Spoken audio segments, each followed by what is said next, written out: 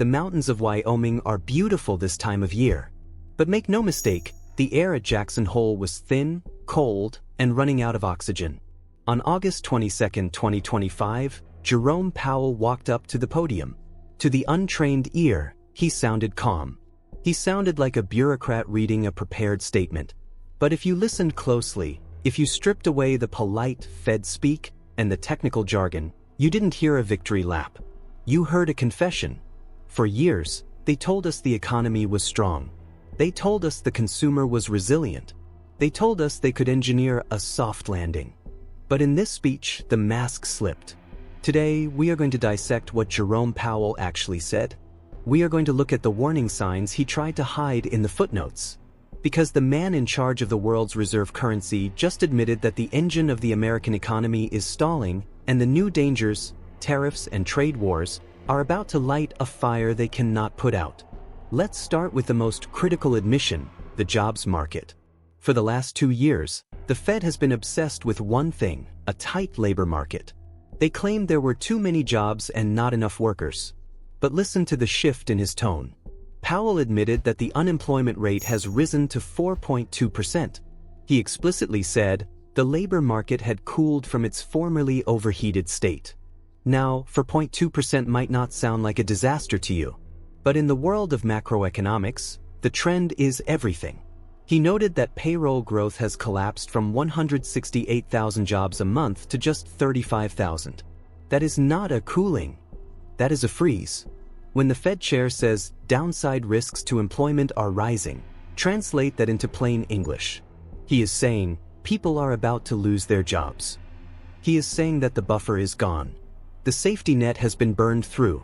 He mentioned that labor supply has softened because of tighter immigration policy. This is a massive structural change.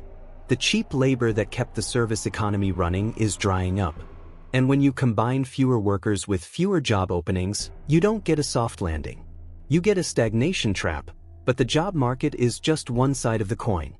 The scarier part of this speech, the part that should keep you up at night, was his discussion on inflation and tariffs.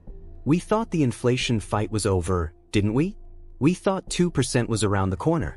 Powell just shattered that illusion.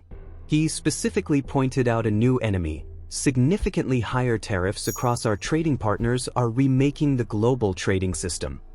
Think about what that means. For 40 years, we lived in a world of globalization. Things were cheap because we made them in places where labor was cheap. That era is dead. Powell is telling us that the global trading system is being remade. He admitted that higher tariffs have begun to push up prices. This is the nightmare scenario for a central bank. Usually, when the economy slows down, prices drop. But we are entering a world where the economy is slowing down, recession, but prices are going up because of trade wars, inflation. This is called stagflation, and the Fed has no tool to fix it. If they lower rates to save the job market, inflation explodes. If they raise rates to fight the tariff inflation, the job market collapses. Powell is standing at the podium, realizing his hands are tied. Did you catch the statistic he threw out about GDP? He said GDP growth has slowed to 1.2%, roughly half the pace of 2024. The economy is growing at half the speed it was just a year ago. What? He gave us the answer. The decline in growth has largely reflected a slowdown in consumer spending. This is the smoking gun. The US economy is 70% consumer spending. If you stop buying, the machine stops turning. Powell is admitting that the consumer is tapped out. The savings from the pandemic are gone. The credit cards are maxed out. And now, with interest rates still restrictive, the average American has simply stopped spending money they don't have. He calls it a slowdown. I call it a reality check. The artificial sugar high of government stimulus has worn off, and we are left with the hangover "Oh, what is the Fed going to do?" Powell used a very specific phrase. The time has come for policy to adjust. The markets heard this and celebrated. But rate cuts are coming. Free money is back.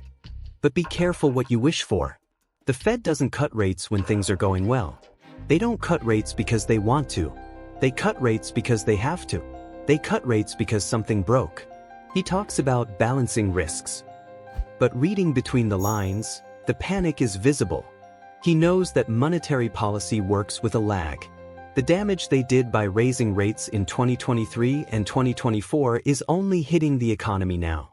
They are trying to land a jumbo jet on an aircraft carrier in the middle of a hurricane. And the instruments are giving them conflicting data. Jerome Powell ended his speech by talking about the uncertainty of these new policies, taxes, spending, regulation.